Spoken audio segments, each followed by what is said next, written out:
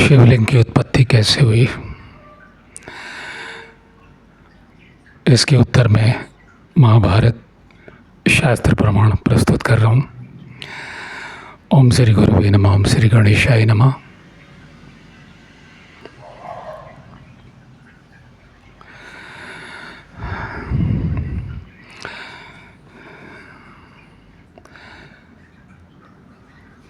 हिमालय की पवित्र तलहटी में पर्वतीय गुफा के भीतर धर्मात्मा व्यास जी स्नान आदि से शरीर शुद्धि करके पवित्र हो कुश का आसन बिछाकर बैठे थे। उस समय नियम पालन पूर्वक शांत चित्त हो वे तपस्या में संलग्न थे। ध्यान योग में स्थित हो उन्होंने धर्म पूर्वक महाभारत इतिहास के स्वरूप का विचार करके ज्ञान दृष्टि द्वारा आदि से अंत तक सब कुछ प्रत्यक्ष जिस भांति देखा था वो श्लोकबद्ध करके श्लोक की भाषा में महाभारत में प्रस्तुत किया, ग्रंथ लिखवाया भगवान गणेश जी से। ये जो मेरा दूसरा चैनल है महाभारत, उसमें मैं वर्णन करता रहा हूँ, उसके शुरू के भाग देख सकते हैं। ये शिवलिंग प्रसंग में जो मैंने इससे पहले कनखल हरिद्वार में खंडित शिवलिंग यानी कटे हुए शिवलिंग की जो पूजा अर्चना वहाँ होती है, उस प्रसंग में कुछ सवाल और संदेह लोगों के थे, तो वो मेरे व्हाट्सएप ग्रुप पे भी सवाल आए, उसके जवाब में मैं ये प्रस्तुत कर रहा हूँ। सृष्टि के आरंभ में ओम श्री गुरुवे नमः। ओम श्री गणेशाय नमः। सृष्टि के आरंभ में जब वहाँ वस्तु विशेष या नाम रूप आदि का भान नहीं होता था, प्रकाश का कहीं नाम भी नहीं था, सर्वत्र अंधकार ही अंधकार छा रहा था। उस समय एक बहुत बड़ा अंड प्रकट हुआ जो संपूर्ण प्रजाओं का अविनाशी बीज था। अब आप कहेंगे मेरे श्रोताओं कि वो अंड यानी हिंदी भाषा में जैसे हम अंडा कहते हैं और अंडाकार वस्तुओं की हम परिभाषा देते हैं कि अंडाकार, लंबाकार, अंडाकार या गोल। तो शिवलिंग अंडाकार है, शक्ति पुंज है, अनंत ब्रह्मांडीय तेज है, अनंत लोकांतरों का ये शास्त्र वचन है। अनंत ब्रह्मांडीय शक्ति सब उस अंडे से उत्पन्न हुई है। हिंदी में तो अंड शब्द दिया है और यह अंडाकार शिवलिंग के विषय में बात प्रस्तुत की गई है, क्योंकि इससे पहले बहुत सारा प्रसंग है। यदि मैं वो पढ़ूंगा तो प्रसंग बहुत लंबा हो जाएगा, तो कम शब्दों में मैं उतना अंश पढ़ रहा हूँ जिससे शिवलिंग के विषय में संदेह हमारे शास्त्र प्रमाण से, क्योंकि ऋषियों का वचन ही सर्वश्रेष्ठ है, मूल वचन है। उन्होंने ही सृष्टि के आरंभ में ज्ञान विज्ञान को प्रकट किया है। अब प्रश्न ये उठेगा, साथ के साथ उत्तर देता हूँ और शास्त्र से ही उत्तर देता हूँ सारांश में।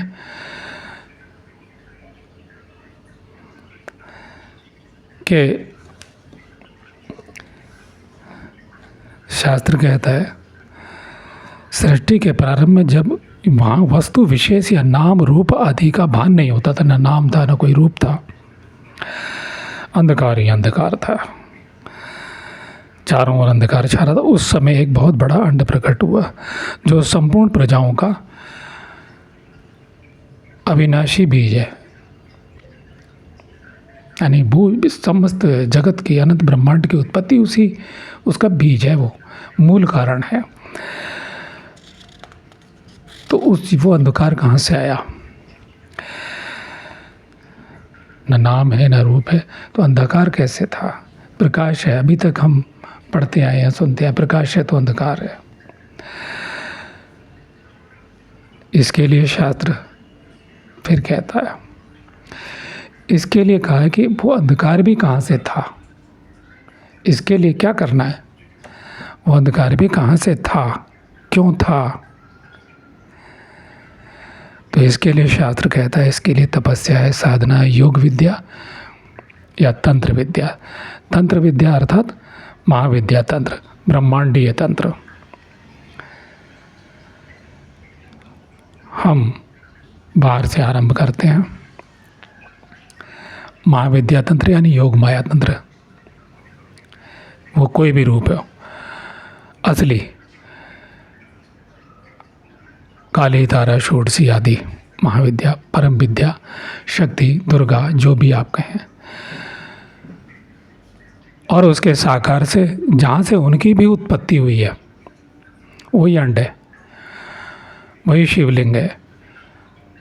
मूलभूत रूप से उस अंड की उत्पत्ति, अंडे की उत्पत्ति। अंडा क्यों? क्योंकि ऊर्ध्वमुखी है। प्रत्येक अंडे से प्राणियों का जन्म होता है, तो ऊर्ध्वमुखी है, यानी उसकी प्राण ऊर्जा ऊर्ध्वमुखी है अंडे की स्थिति में।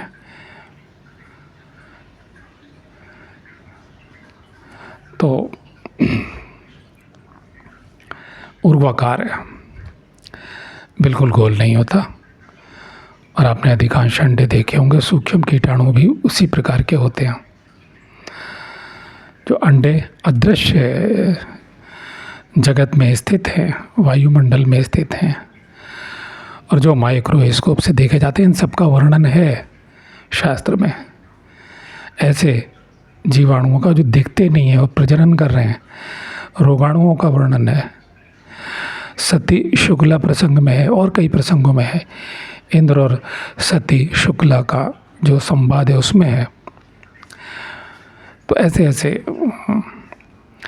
ये सब तथ्य हमारे शास्त्रों में दिए हुए हैं। हम इस समय मूल तथ्य की बात करते हैं। तो शास्त्र कहता है, इसके लिए तपस्या, योग विद्या से परम समाधि, असली समाधि। मैं उन लोगों की बात नहीं करता हूँ, ये जो 2500 साल के अंदर हो गए हैं, प्रवचन करने वाले लोग हैं और सर्वशक्तिमान नहीं हैं। मैं उन लोगों की बात कर रहा हूँ जो 2500 साल से पहले हुए हैं, ऋषि मुनि, महाभारत काल तक, 5000 साल पहले तक सर्वशक्तिमान। वो कहते हैं क्यों? क्योंकि यहाँ से वाणी प्रारंभ हो रही है। आप समझ रहे हैं, यहाँ से वाणी प्रारंभ हो रही है, इसलिए अंडा कहा गया, अंड प्रकट हुआ। और वो अंधकार भी कहाँ से था? उससे पहले क्या था? क्योंकि वहाँ वाणी नहीं है, कोई रूप है, ना आकार है, ना प्रकार है। तो उसके लिए जाने के लिए हमें अपरूप में ही, अरूप में ही प्रवेश करना पड़ेगा। और अरूप में प्रवेश करके अगर कोई दुर्गा का साधक है तो दुर्गा जी की मूल चेतना में प्रवेश करना होगा। महाकाली अभी है तो उसकी मूल चेतना में, महासरस्वती तो उसकी मूल चेतना में, मौलिक चेतना में प्रवेश करना होगा। वहाँ तक की यात्रा है, उसमें चाहे हजारों वर्ष लग जाए। बाकी मैं झूठे दर्शनों की बात नहीं करता, मैं रामकृष्ण परमहंस के काली दर्शन की बात नहीं करता या अन्य लोगों को, जो मैं उन ऋषियों की बात कर रहा हूँ। जब साक्षात दर्शन होता है और वो मूल तेज में प्रवेश कर जाते हैं तो अंतर चेतना, ईश्वरीय शक्ति के प्रतिरूप, वह भी जगदम्बा स्वरूप हो जाते हैं, योग माया स्वरूप हो जाते हैं, ब्रह्म स्वरूप हो जाते हैं। उनसे अनंत ब्रह्मांडी शक्ति, जिन्हें हम अणिमा लघिमा आदि अष्ट सिद्धियाँ कहते हैं, वो कोई नहीं, वो सिद्धि स्वरूप हो जाते हैं, सर्वशक्तिमान हो जाते हैं। मैं उनकी बात कर रहा हूँ। तो मैं समझता हूँ कि उसे जानने के लिए शास्त्र कहता है कि हमें उसमें प्रवेश करने के लिए साधना। ये मैं सारांश इन ऋषि मुनियों की वाणी का बता रहा हूँ। तो आगे बढ़ते हैं।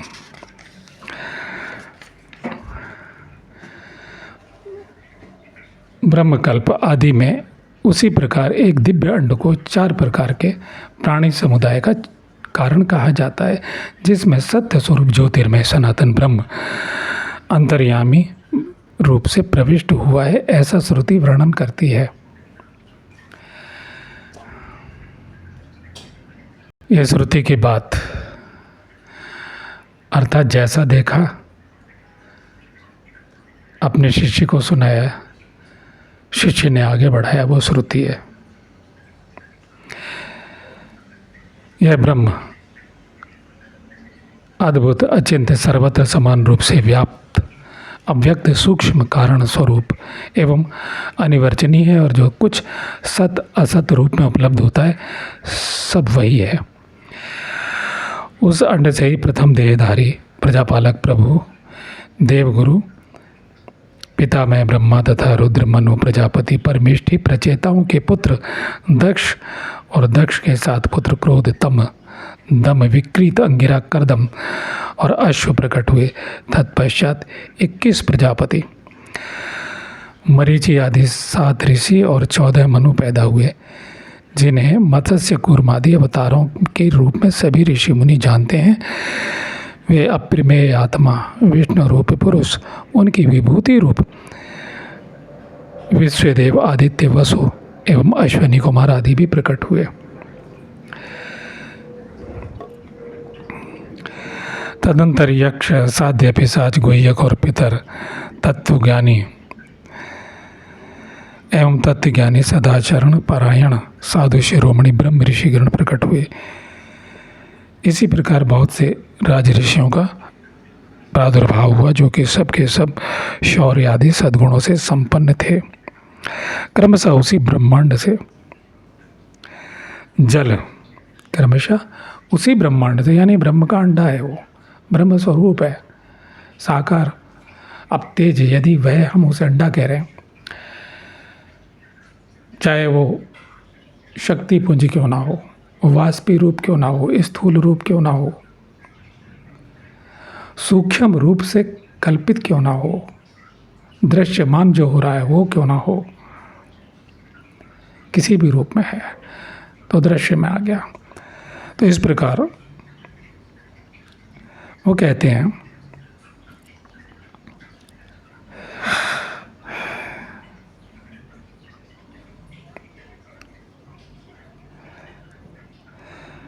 उसी ब्रह्मांड से जल, द्युलोक, पृथ्वी, वायु, अंतरिक्ष और दिशाएं भी प्रकट हुई।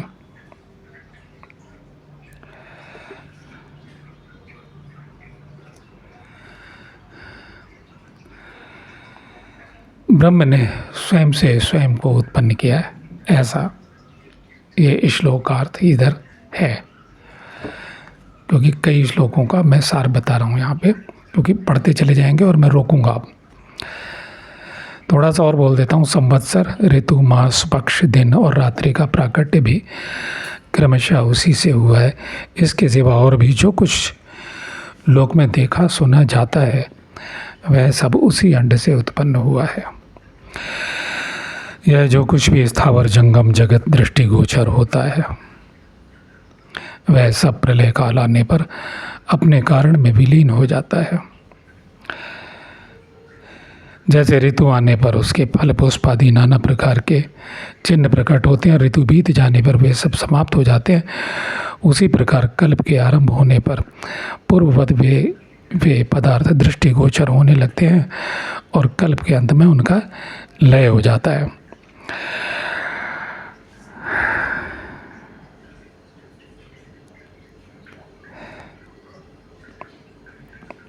इसी प्रकार वह अनादि और अनंत काल चक्र लोक में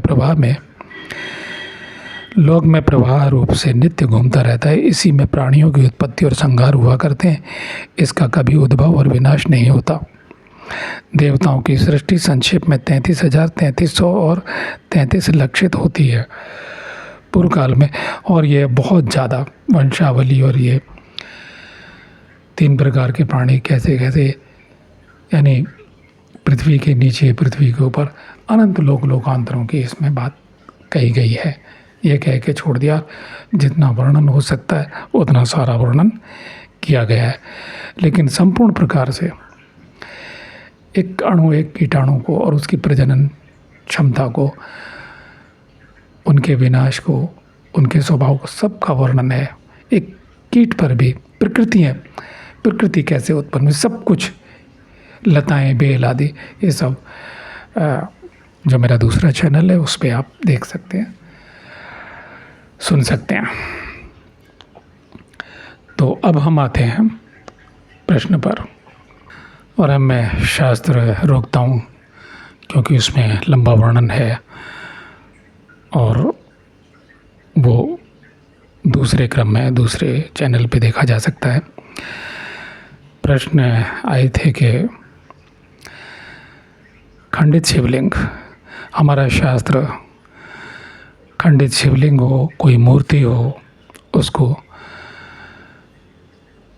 विसर्जन करने की विधि बताता है और कहता है कि उसे यथाशीघ्र विसर्जित कर देना चाहिए। तो कनखल हरिद्वार में, जो इससे पहले मेरा वीडियो जिन लोगों ने देखा सुना, खंडित शिवलिंग, मैंने तब भी कहा था कि कहीं वर्णन नहीं है कि शिवलिंग कट गया हो भगवान शंकर का, और इस रूप में स्थान तो मूल वही रहते हैं, उनमें सृष्टि के कल्प तक कोई परिवर्तन नहीं होता है। सारी शक्तिपीठ, सिद्धपीठ, ज्योतिर्लिंग सब वही हैं और वो शक्ति के पुंज हैं, और एक पावर स्टेशन है सूक्ष्म जगत के। ज्योतिर्लिंग है वो शिवलोक का द्वार हैं, शक्तिपीठ हैं वो शक्ति के द्वार हैं, ब्रह्म जगत के में प्रवेश के द्वार हैं। हम बाहर से प्रवेश करते हैं, भीतर में चले जाते हैं, और जो भीतर से प्रवेश करता है वो बाहर भीतर एकाकार हो जाता है, ना भीतर कुछ ना बाहर कुछ, दोनों भेदाभेद उसका मिट जाता है। ये हमारा साधना मार्ग है परम तक का। तो अब हम जब भी खंडित शिवलिंग के दर्शन करते हैं तो हमारा क्या है, हम आँखों से देखते हैं। अब कल्पना कीजिए तो हमें धक्का लगता है, क्योंकि यूँ भी गोल वस्तुएं शक्ति का पुंज होती हैं ठहरने के लिए, त्रिकोण में होता है, लेकिन मूल उत्पत्ति कहाँ से है? कोण, रेखा गणित, जिनसे हम लोग हवन कुंड का निर्माण करते हैं, सतरजतम उसकी मेखलाएं निर्मित करते हैं, और सूक्ष्म में और अधिक मेखलाएं निर्मित करते हैं। लेकिन मूल शक्ति रूप से, ईश्वरीय शक्ति रूप से जैसे ही हम देखते हैं तो हमें धक्का लगता है, हमारी शक्ति खंडित होती है, और खंडित मूर्ति हो, खंडित शिवलिंग हो, उसका दर्शन अशुभ है।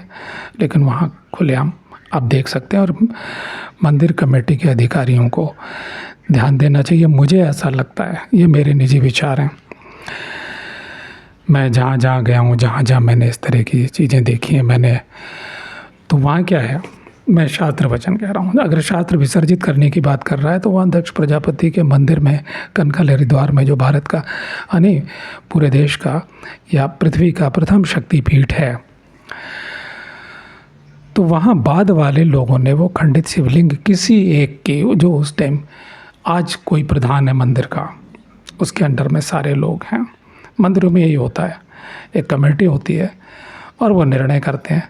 आज भी कोई कमेटी वाले निर्णय करें, प्रधान पुजारी उस पर फैसला ले, जो सदस्य हैं, तो शिवलिंग बदल दिया जाएगा,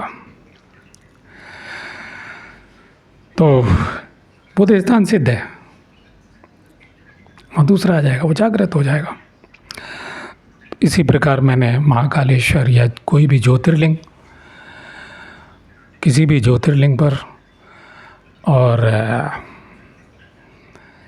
या मंदिरों के शिवलिंग में आँख नाक कान बनाना वर्जित है, क्योंकि शास्त्र ने उसके लिए पहले ही व्यवस्था कर दी है कि अलग से मूर्ति बराबर में स्थापित है। तो ज़रूरी नहीं है कि उसमें आँख नाक कान बनाए जाएं। वो शिवलिंग है, ऐसे नहीं, उसे मूल चेतना शक्ति के रूप में रहने देना चाहिए। ध्यान मंत्र हैं, कवच हैं, स्तोत्र मंत्र, कवच, अंगन्यास आदि हैं शिवलिंग के, धारणा तत्व है उसका। यदि मैं ध्यान करूं, कोई भी व्यक्ति ध्यान करे, उसका साकार ध्यान अव्यक्त ध्यान में, आखिर में साकार ध्यान अपनी चेतना तक पहुंचा देगा, अपने 5 प्राणों तक, प्राणोदान व्यान तक पहुंचा देगा। बाहर क्या है, बाहर एक कल्पना है, दृश्य माने, क्योंकि थोड़ी देर में तो मैं गायब हो जाऊंगा ना, अदृश्य हो जाऊंगा, मेरा स्वरूप भी बिखर जाएगा, जो मैं दिखाई दे रहा हूँ नहीं दिखाई दूंगा। तो शिवलिंग भी, हम उस तेज में प्रवेश करें, बाहर के तेज से भीतर में प्रवेश करें, प्राण शक्ति का संधान करें, तो मैंने ध्यान किया, मानो, आपने ध्यान किया, मानो। उसके बाद वो ध्यान मौलिक ध्यान में प्रवेश होना चाहिए। जब हमारी सांस रुकेगी तो ध्यान बिखर जाएगा, वो कोई शिवलिंग नहीं रहेगा, लेकिन खंडित शिवलिंग आघात पहुंचाएगा।